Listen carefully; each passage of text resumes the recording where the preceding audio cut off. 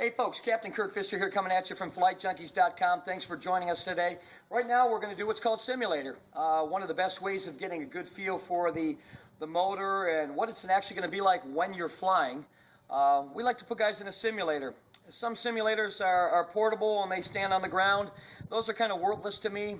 I want to get something that'll really take the pilot from a standing position, exactly like he's going to be flying, and teach him all sorts of different things. The simulator allows you to really understand the throttle control, learning to be smooth on the throttle, how fast we're actually going to accelerate and throttle up when we're actually launching and have the wing above our head. So we're going to teach the student to learn throttle control. We're also going to teach him what it's like to be hanging from the wing, how to get in the seat, landing procedures, and just overall taking some of the intimidation factor out of the whole situation of your first time launch. It takes a little bit of the jitters away, and if you can know what it's going to feel like ahead of time and in a safe environment to where you can't lift your feet accidentally. And by the way, that's the number one reason that most people will break a prop is they lift their feet too soon. They start to feel the weight being lifted off their feet. They feel the harness tighten up, and the first thing their reaction is to do is to want to lift their feet. You have to fight this sensation, and if we just didn't do the simulator, you'd have to experience that for the first time on your first launch. So simulator is a great way to get some of that urge to lift your feet out of you, but just acclimate yourself with it and take some of the intimidation factor away. You'll also see during this video, a lot of people have questions about the harness and how the suspension works and what it's actually like when you're sitting in the harness. So through some of this video, you'll be able to see that and see how the pilot gets into the seat, and we'll be showing little clips here and there. And but this is all to just familiarize you with what it's going to be like in the air. So this is called simulator. We like to call it stimulator here at Flight Junkies because it sounds more exciting. I don't know. But anyways, we hope you enjoy it and learn something from it. And if you come through our training, this is one of the things we believe that you should be doing. So stay tuned. Okay, we got Matt Graham with us here. He's going to be probably Flight Junkie 772.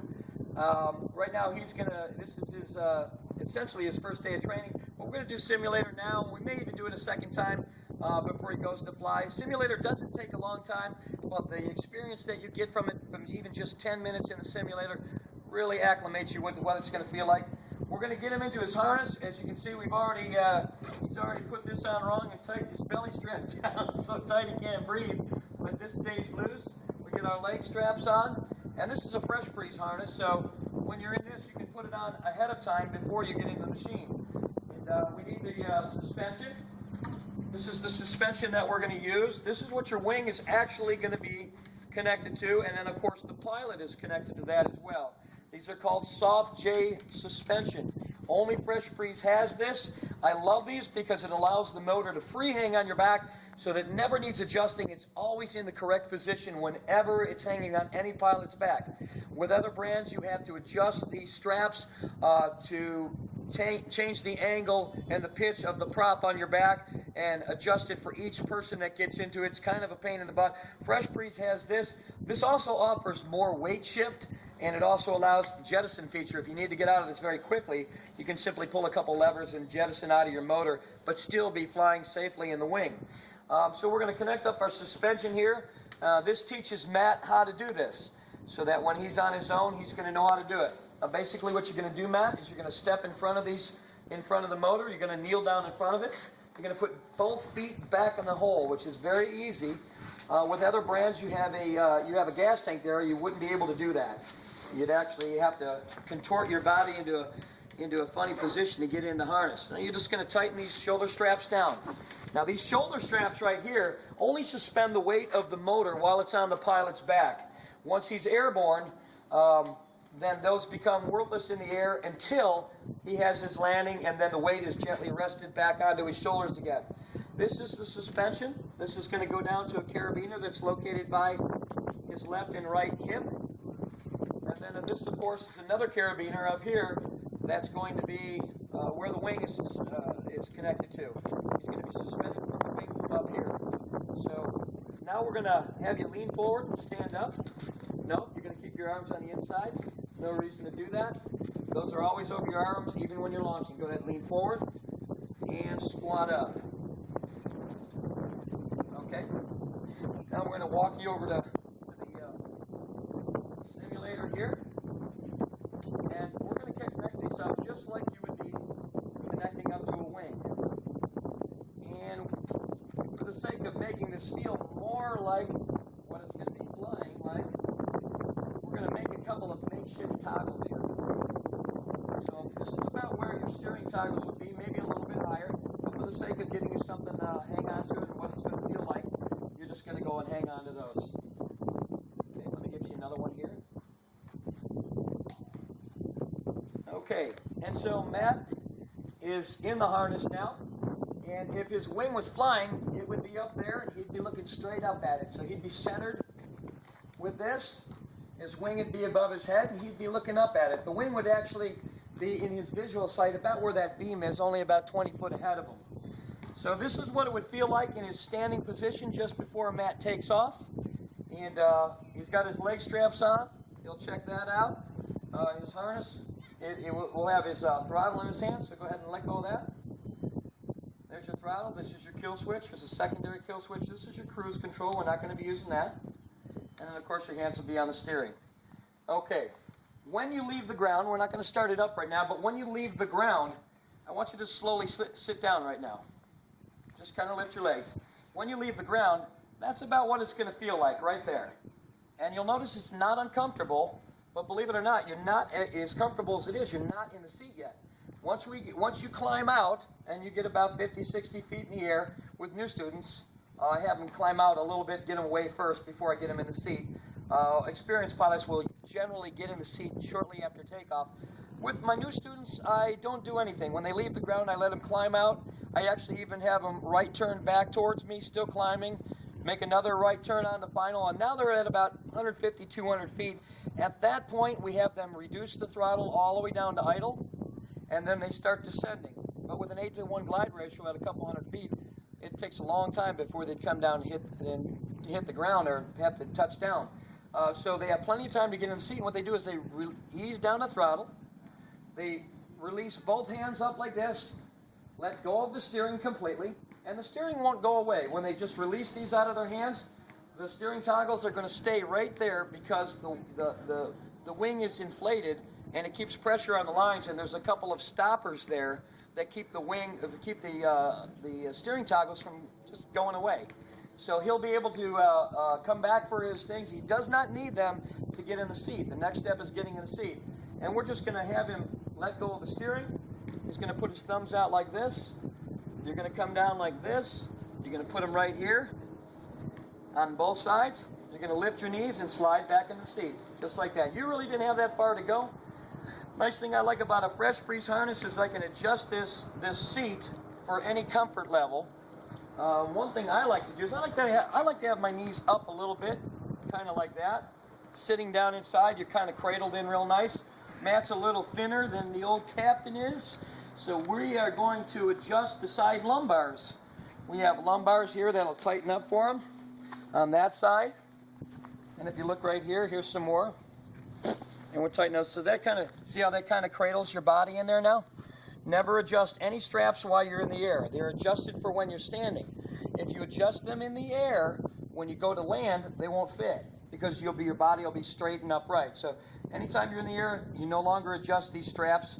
The only straps you should adjust in the air is these. And this, again, these two straps on both sides adjust how high you want the knees. Some guys like them tipped down, some guys like them up. I kind of like mine the way Matt is right there. If he wants to do something later, he can do that.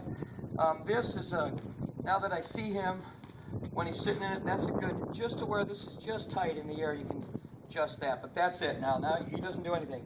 He's going to get his hands back on the steering toggles.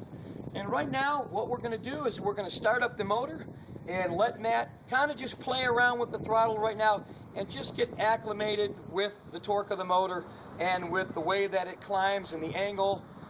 This just kind of keeps guys from having surprises when they actually go to fly their real wing. So it'll feel exactly the same. This simulator, and Matt won't be able to tell the difference if he shut his eyes. he wouldn't be able to tell the difference from even flying a wing. It'll move the same way, other than the fact that he's stationary and staying in one spot.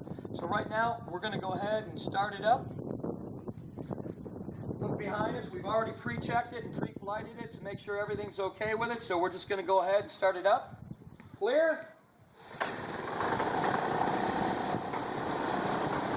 And right now, I want to acclimate him with throttle. So that's what we're focusing on right now. And what we're going to do, Matt, is give it a little bit of throttle. Take it all the way up to full throttle. And then I'll tell you to ease it down. We want to do everything very slowly, all the way up. Very slowly all the way down, because we don't want to get rocking and swinging when we're underneath the wing. So if we do everything smoothly, we get very smooth results. So right now, we're going to take it and just take her all the way up to full throttle, nice and smooth. A little faster.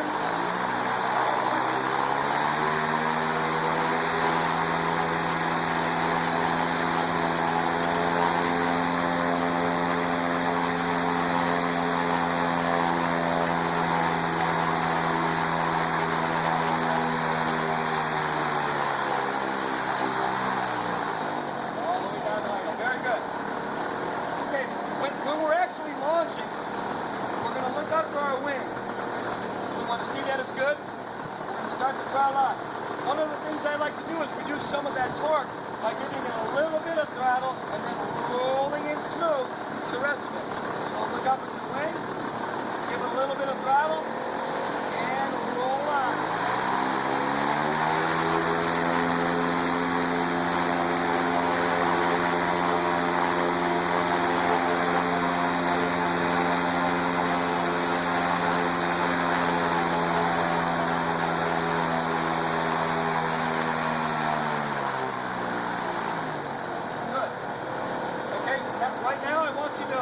We're just going to do a little free-for-all here. And you just do it on your own if you have fun. You take it all the way up to full throttle, hold it for a couple seconds, ease it back down all the way to idle. Let it sit there for a couple seconds, smooth it back on, and see how smooth you can get it. Right now, just have fun, play with it. You can't get hurt, nothing's going to happen. We're going to do it from a sitting position. And then after we do that, we're going to go into step 2. All right, so go ahead. I'm just going to stabilize this.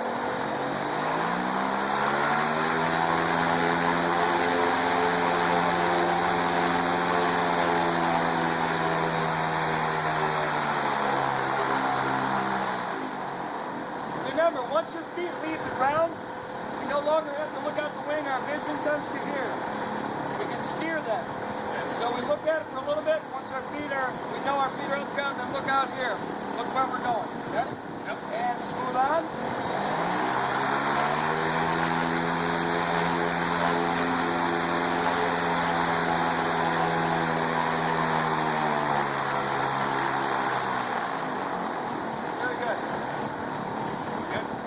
Times. Okay,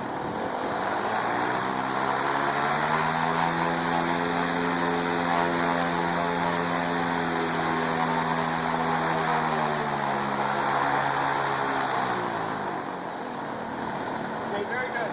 One thing you want to be aware of, when you're holding that kill switch, don't press your kill switch against something. When you actually have toggles in your hand, they'll be a little bit different. They won't be hanging like this, they'll be free-hanging. Okay?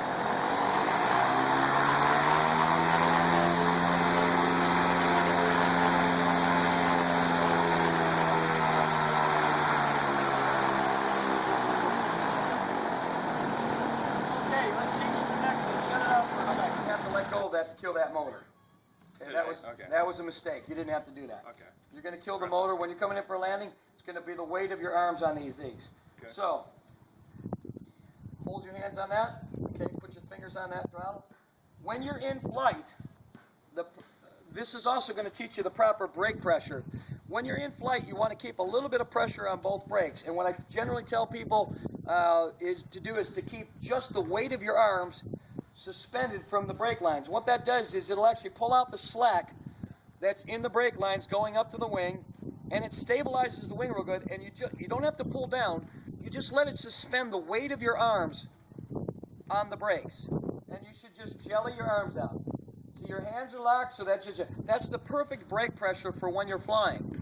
Your in-flight turns, when you make a turn, if I'm going to turn right, I don't let this one up and pull right to do that. I don't have to do that. All I do is keep the weight of my arms dangling, but I apply more brake on this side to turn. So when you are up there, this is how you're going to relax your arms. This shouldn't be a stressful thing. This should be an enjoyable thing. You don't want your body all tight and tense. You can loosen your legs up. You can loosen your body up and let it fly. It does all the work for you. You don't have to be tense. Although you probably will be for your first time. But try to relax and enjoy it. I'll be talking to you during your flight and telling you what to do and giving you the maneuvers. But that's about what you want for that. Now you see how smooth the throttle is going up and how smooth it is going down. So we learned that throttle control is very important, because if you get on and off the throttle, you're going to be swinging. And when you're hanging 25 foot underneath the wing, it's one thing to mash the throttle on quickly, but to let off quick means you're going to swing back and then you're going to dive. And if you're very high, that doesn't bother anything, but if you swing back low to the ground, and you can come in and have a nice knee slider landing or come in pretty hot. But so we don't want to do that. We want to do all of our maneuvers smooth on, smooth off. So the next thing we learned, we learned a little bit of throttle control here. We learned how to suspend our arms from the brakes, and that's what it'll actually be like. You get the whole hand on that one. You got 2 fingers on that one. Once you get up in the air, we got 2 fingers on that. These other 2 are controlling your throttling. Okay, the next thing we want to do is we're going to teach you how to get out of the seat. When you're approaching your landing field, you're going to be coming back. You're going to check the wind direction by gauging some windsock, or maybe you're going to fly around the field and see which direction. Make sure the wind is still, you're landing into the wind. That's the number one thing we want to learn with foot launching, is we always land into the wind. So we fly by our field, gauge which way the wind is coming. Maybe you have a windsock set up in the field. But as we approach our field, we approach it at about 50 to 60 feet. I like for new students to do that and start off with very big fields.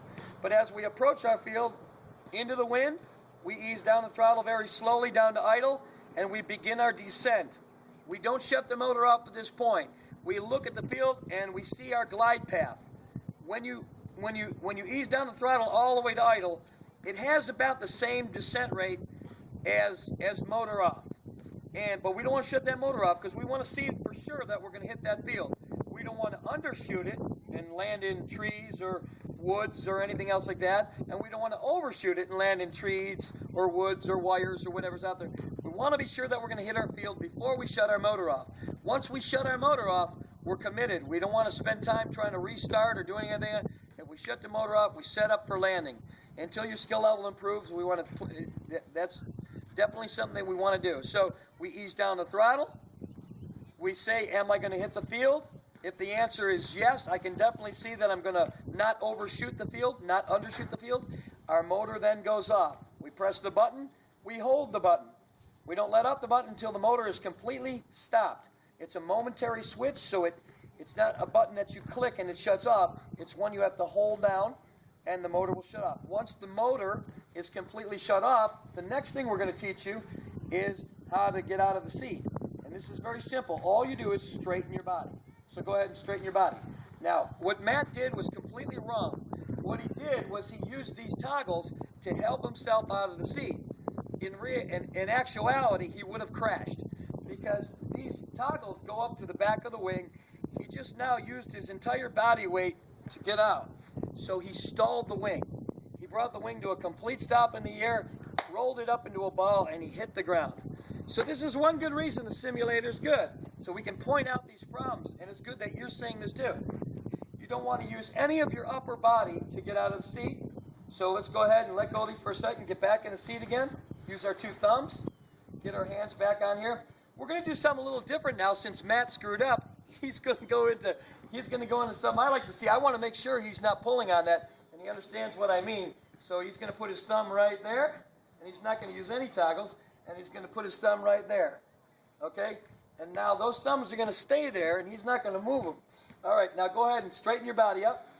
That's how we get out of the seat. You notice he didn't push, he didn't pull. If he had, his thumbs would have came off of that point. So he's not using any of his upper body to get in this straight position. And although he's kind of angled back like that, and you might think, well, man, when he comes in for landing, he's going to fall backwards. It's not like that, because there's always a little bit of forward speed. And as he comes in on his glide path, he will just pivot right up onto his feet, and he'll have a perfect landing. the next thing we're going to teach him is how to flare. But first, let's just spend a couple more seconds and we'll practice getting in and out of the seat for our landing procedure. So go ahead and get back in the seat for a minute. Okay? Go ahead if you want to. I trust you now. All right, so now we're going to just practice getting out of the seat. We see our field. We've backed down our throttle. Our motor's off. There you go. Now remember, I wait till I shut the motor off and I wait till it comes to a complete stop. Then I just drop my landing gear. We call it the landing gear. So when I say landing gear down, you're going to drop your landing gear. That's your legs. And you're going to go into that straight position. The straighter you can get the body, the better landing you're going to have as far as the way you should go. A lot of people think they have to keep running first as they come in because they see the ground going past. It's not like that. Just put both feet out in front, and right as your feet start to touch the ground on your landing, you'll automatically start to walk, and it's not a problem. And it slows you down incredibly. It brings you down to almost a dead stop when you use the brakes. It's people overreact with the landings. They think, oh my God, the weight's just going to drop on me. The weight of the motor was set down on you gently. It doesn't slam down on you. The one thing we don't want to do is we don't want to flare too hard or flare too high and then have a hard landing, but we're going to talk about that in a minute. So let's do one more getting out of the seat. Okay? And hands back on there. Now, here's what we're going to do with Matt. We're going to start him off in a sitting position, and we're going to imagine that he's taking off. And we're going to do this a little bit different in a second, but he's going to go full throttle. He's going to be looking at the wing on takeoff on full throttle. His eyes are then going to drop out in front of him. He's going to see that he's in the air. He's going to reduce down the throttle. We're going to imagine that he's been flying for an hour and he's going to come in for a landing. So he's going to ease the throttle back all the way down to idle. He's going to nod his head that he sees that he's going to hit his field. Okay? And when I'll ask you, are you going to hit the field? And you say yes. We're just imagining that we're approaching the field. You say yes. At that point, your motor is going to shut off. We don't change any of the steering at this point. We just let it bring us in. We kill the motor. When it comes to a complete stop and that motor is not spinning and it is not running and the propellers are not going around, what's the next step? Straighten your body. Landing gear goes down. Boom. And you don't want to use the steering. Did you use the steering that time? Okay, good. Did you? Maybe a little. All right. All right, so anyways, go ahead and get back in the seat. But now we're going to do it with the motor running. We're going to start all over with the motor running, and then we're going to go to another step that is the most crucial part of simulator. And if you have a portable simulator, you cannot do this step. So these simulators that some instructors use where they're on the ground, like you'll see in some of their videos, they're worthless because they're only getting to this point. But the most crucial point I want to teach a guy is not how to break his equipment and his prop and his ankles. And I'm going to do that by having him start from a standing position, actually using full throttle, and his feet are going to come off the ground even though he's suspended from it. And he's going to learn what it feels like to be drawn off the ground rather than help it into the air. Now here's the thing. With a new student, and even with people that have been flying for a while, there is a great urgency to want to lift your legs. When you start to feel the unit lift you and the wing put pressure on your leg straps and you start to become light on your feet, there's something that happens in your head that tells you, hey, you're there, quit running. And this is the number one reason people will break their propeller, damage their equipment, and just basically fail the whole launch. Sometimes they can get away without breaking stuff, but in a lot of cases they'll break things. And it really does fool you because it really starts to feel like you're flying. You're not flying until those feet haven't been touching the ground for at least a good solid 10 seconds. Then you can stop running. I like students to keep on running, have their feet keep on running until they're all the way in the air. And so one of the things that being in the simulator from a standing position does is it'll give him that sensation right now to where he's going to want to lift his feet. And I can usually tell which students are going to have a problem with with wanting to lift their feet early. And some of them do great. Other ones want to lift their feet and they want to jump into the air. They want to try to help it into the air. And that's not what we want to do. We want to wait for the machine, the wing, and all of the lift that we're getting from our thrust to do the work for us. If we try to help it, it'll just come back down. If we lift our feet, we'll come back down, have a possible prop strike, and even maybe do some damage to the cage. So right now, we're going to go through that whole series, and here we go. Start it up, clear. Okay. And go.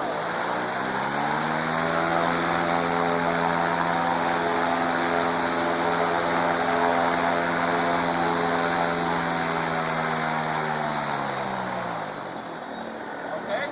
At that point, hands up, let go of the steering. You want to get in the seat. And I know you're already in, but we just want to go through the routine. Get in the seat. Okay? And at this point, after you get in the seat, you're going to want to start flying. You just ease on the throttle a little bit. A little bit more. Right there. Right there. Hold the throttle front.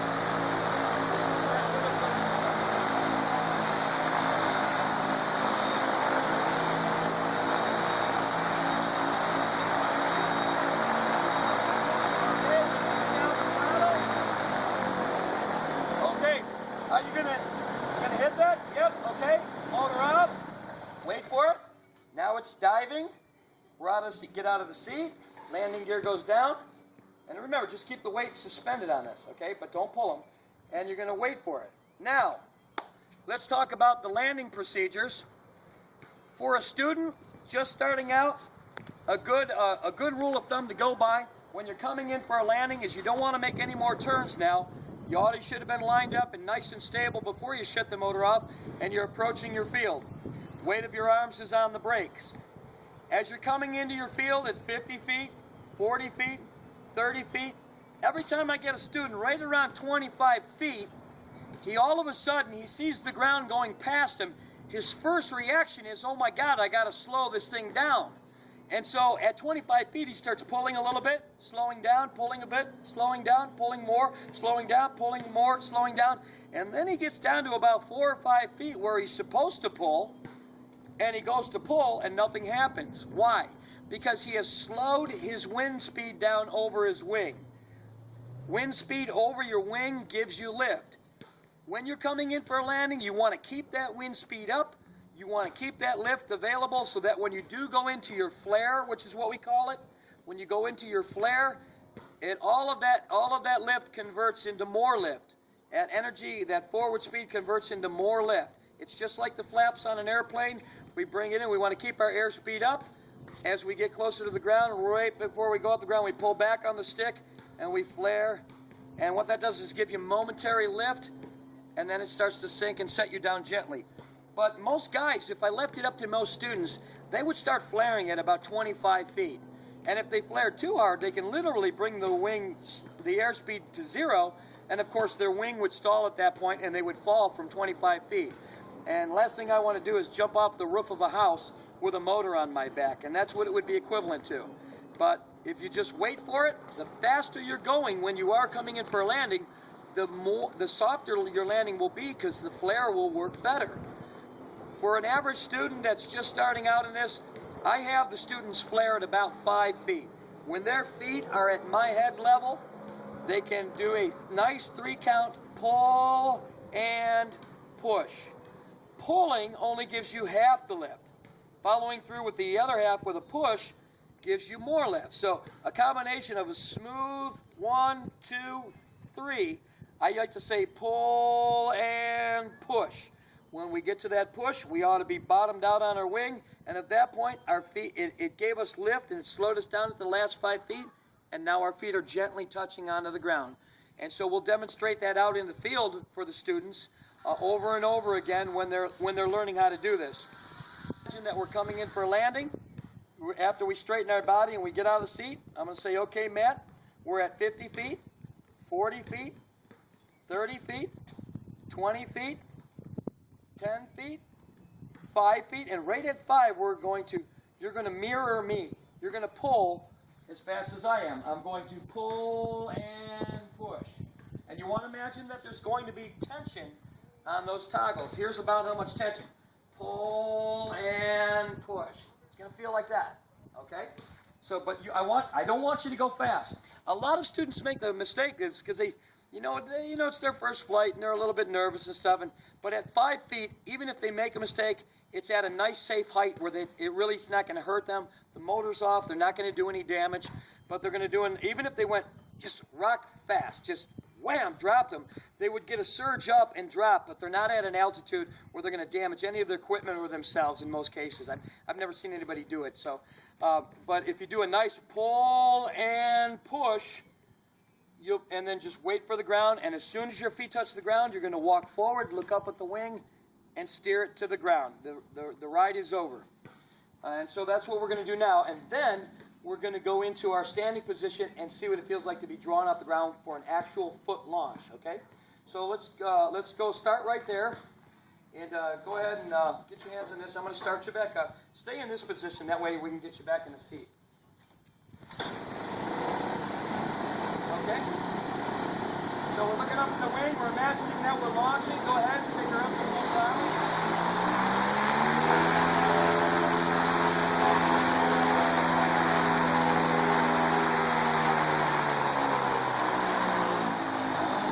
Idle. Hands up. Get in the seat. Hands back on. Apply a little bit of throttle. So we stop shaking. Now we're up.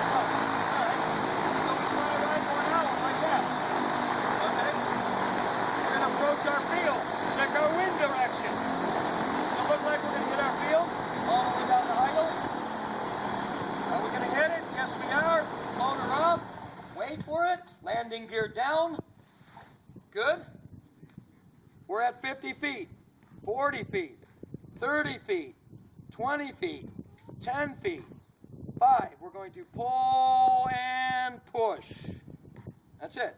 Pull and push. And you can say 1, 2, 3. You can say pull and push. You can say anything you want to help you. But the guys that do say pull and push, or they count real slow, have a tendency not to pull too fast because they match their speed with what they're saying. They go pull and push. And I'll be saying it in the radio while I'm talking them through their solo flights. And they're going to pull and push. I actually had one student say, holy shit. And so he liked that, and he had a great landing. He had a nice 3 count. I like Bond, James Bond. So, I don't know. You pick what you want. All right, Matt, we're going to go to a standing position right now. And we're going to see what it feels like to have that urge to want to help it into the air, okay? And it's going to be there. You're going to want to you're going to feel like you want to quit running, or you're going to want to start squatting your legs to sit down. And I'm going to know that if you do. And if you do, that means you probably run a risk of breaking a prop. So we'll keep you in the simulator longer until that goes away and you do it, all right? All right, go ahead, stand up and walk forward. Because remember, our wing's going to be slightly behind us, isn't it? Let me just tighten these up just a little bit more for you. Okay. There you go. Get your hands on the steering toggle. And now what we're going to do, see, and that's about where your wing would be. When a guy's actually launching, his wing is not directly overhead. It's actually slightly behind him. Keeping the wing slightly behind you by keeping a little brake pressure on and increasing your throttle will keep that drag to keep him from falling forward. So if this was real, it would do the same thing. It would keep him from falling forward as long as he kept moving forward, increasing the throttle, and as long as he stayed on the brakes. A lot of instructors teach not to use the brakes, not to look at the wing. All of that is nonsense. There's nothing more accurate than looking at the wing, making sure everything's good, making sure it's centered, and as your skill level produces and starts getting, you start having more experience under this, you'll be able to do things without looking. You'll be able to, but in the beginning, it's nothing more accurate than looking at your wing. That'll also put your back in the proper thrust position so that you're not leaning forward and wanting to face plant yourself. The guys that lean forward like this have no idea what their wing is doing, and new students have no clue by pressure because they don't have the experience to know where that wing is at. But there's nothing more accurate than looking at it, throttling up, leaning back, and letting the thrust go into the proper position to put you into the air. And not only that, leaning forward is not good because if you do lean forward while you're actually running, when it gets to the end of the run path where you're going to take off, you'll actually swing out. You'll see a lot of guys swing out and get momentarily heavy. This also can break your propeller, hit your cage, because it'll sweep your feet out, and we don't want them to be swept. We want our feet to keep touching until we're off the ground and into the air. We want everything done smooth. And by standing up straight as you throttle up and letting it take you off the ground, you'll have that nice smooth takeoff that you want. So right now we're going to start from a standing position. Matt's going to throttle it up. And what I'm going to have you do, Matt, is I'm going to have you just start walking. Okay, what we're going to do now with Matt is, Matt, I'm going to have you start walking in place. Because that's what it's going to be like when you go to take off. You're going to kind of look up at your wing, and you're going to march. As the throttle pushes you, you're going to walk right off here. Don't worry about that. The same speed that you just were practicing at sitting position is the same speed that we're going to take off with. So don't be hesitant on the throttle, but then again, don't mash it. If we mash the throttle too much on a takeoff, the torque can actually pull us off to the right and give us a run that's not straight into the wind. Anytime we're not running directly into the wind, into our flight path with the wing will go off to one side. So we want to make sure that the torque doesn't mash us over. And with powerful motors like we sell at Fresh Breeze, we don't sell those, we got a little small motor, but we barely even sell those ones. We put guys into something that's got some cojones to it, and something that they're not going to outgrow. And we don't overwork the motor with ours. We have strong motors. So we teach guys to control that horsepower. And so we want to smooth on, and we don't want the torque to run us off to the side. So nice and smooth, just like you were when you were sitting. Take it all the way to full throttle. You're going to stay in that standing position. Keep your legs out. Once your feet leave the ground, keep them out there, looking out here. We're doing the same thing we did earlier, except we're doing it from a standing position. Of course, you wouldn't be standing back there because the wing's ahead of you now. So you'd have to walk forward, get that drag on, okay? And then we're going to go through the whole routine. I want you to stay in the standing position. I'm going to have you ease down, and we're not going to let our feet touch the ground. When we ease it all the way down to idle, don't touch the ground. We're going to imagine that we're a couple hundred feet in the air, okay? And at that point, I'm going to say, okay, all the way down to idle. Let go, put the hands up, let go of the steering, get in the seat, get back on the steering, ease back into the throttle. And what we do is when we ease back into the throttle, remember, it's not a climb out now. We only have to start applying a few RPMs at a time until we see ourselves stop descending. When you stop seeing the horizon come up and you start to see it go down, you know you're gaining altitude. So you'll be able to tell whether you're going up or going down based on what the horizon is doing, okay? So right now we're going to do that.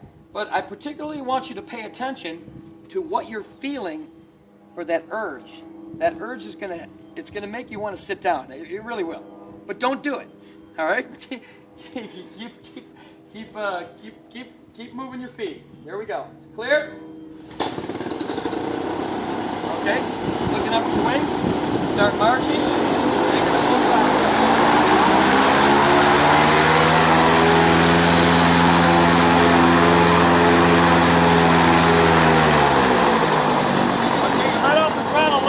That's okay, go ahead.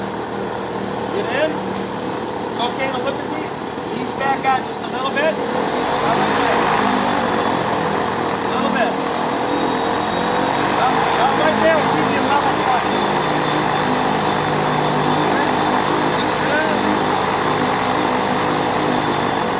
All right. All right. Ease down the throttle. Okay. Landing field. Motor up, wait for it, landing gear down, there you go. All right, now you wait for it. 50 feet, 40 feet, 30 feet, 20 feet, 10 feet, pull and push at 5 foot. When your feet are at my head level, pull and push. There's going to be a big urge to pull fast. Don't do it. Just pull it nice and smooth, steady, and continuous in a nice 3 count. On days when there's more wind, you're actually going to feel yourself slowing down, pulling even slower. Other days when there's less wind, you're going to be pulling a little bit faster to get that bite. On days when there's more wind, you're going to have more of a vertical descent. On days when there's no wind, your glide is going to make the ground look like you're running across the ground really fast. Don't look straight down when you do your landings. You don't want to look down when you're doing your landings. You want to look out ahead of you. When you're looking down at straight grass and it's going past you, there's a big urge to want to pull because you think you're closer. Look out ahead of you. You're able to judge distance off the ground much easier looking across the field than looking straight down. And if you doubt this, look out the window of your car and look at the street that's going past you and then look out ahead of your car. It's much easier to tell how high you are when you can focus on the ground. So that was real good. Let's do it again. I want to see nice smooth takeoff and then stay in a standing position. I don't want it to sweep you off the ground. I want to keep your body straight. After you leave, I want to see your body straight. Okay? Clear? All right. There's your wing. You're marching in place. It's looking good. Start to see the wing.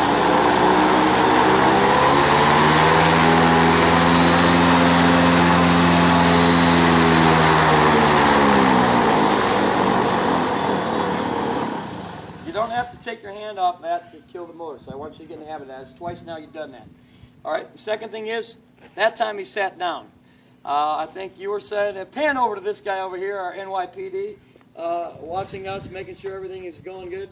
But did you see how he lifted his legs? Yeah. He kind of just wanted to sit down in that seat right there. That could have been a broken prop. So you don't want to do that. You wait until it's completely lifting off the ground. Now I have a little bit of an exercise, ladies and gentlemen, to help guys eliminate what he just did. And what he's doing is he's using his visual cues and a little bit of pressure on there to tell him to lift his legs up. So what we're going to do is have him shut his eyes. And he'll only be able to feel his feet touching the ground, and this will eliminate that, and you'll see that he'll do absolutely perfect when it's like this because he's not having any visual cues to lift his feet. So we're going to shut our eyes. Don't open your eyes until I tap right here, okay? Here we go. Walk forward. Eyes shut.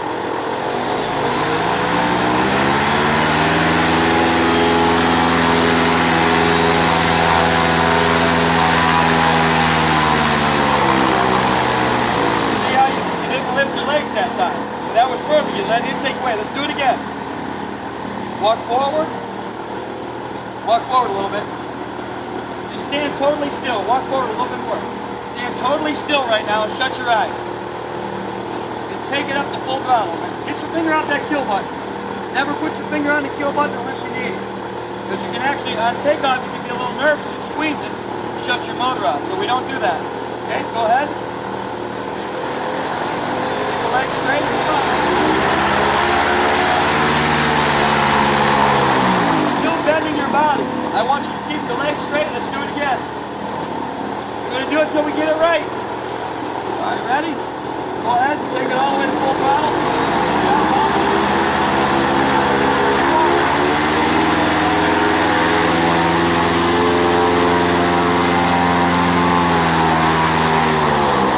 See the difference?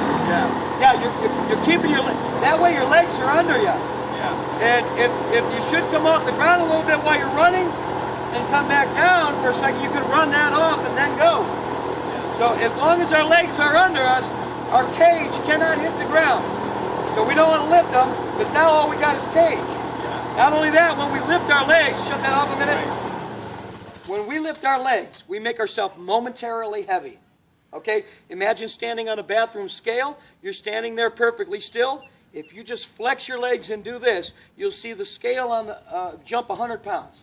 So here you are on your launch. You're getting ready to go, and it's about to lift.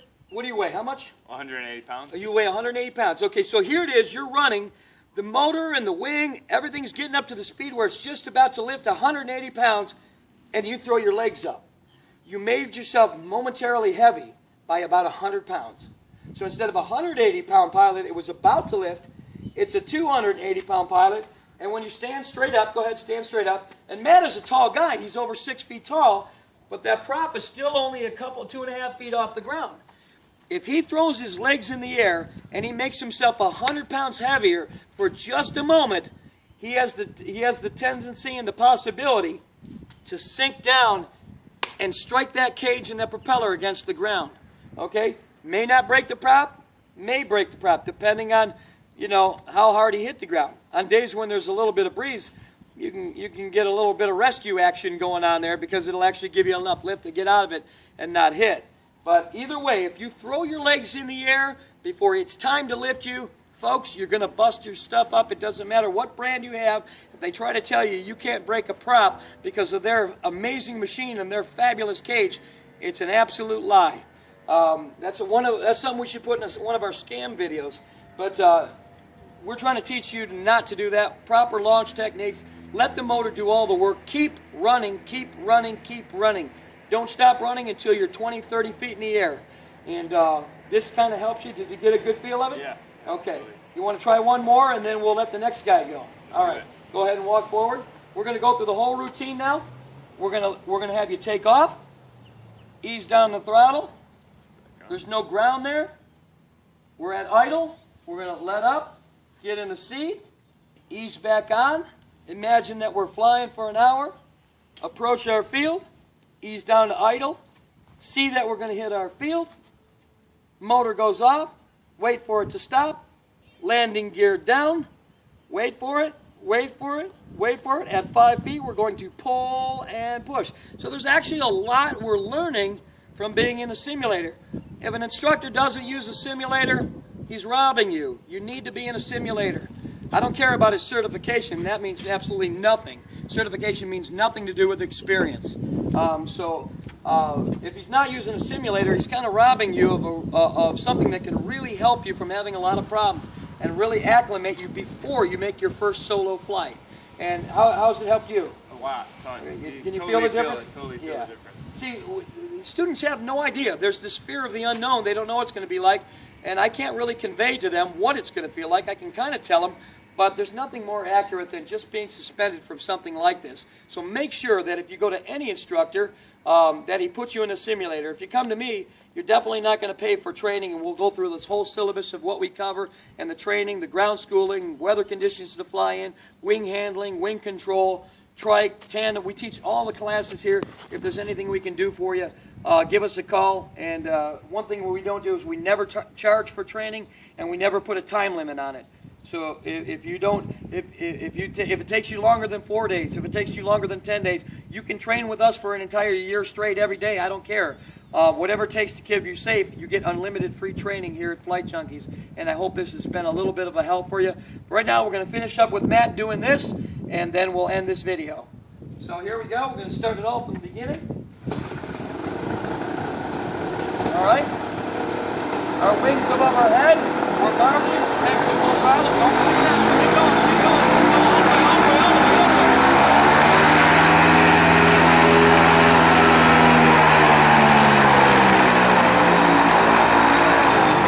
Okay. Get in the seat. Back on the steering. Ease back in. There you go, right there. You want to be smooth with it. So try to find a little bit of RPM. Get smooth with it.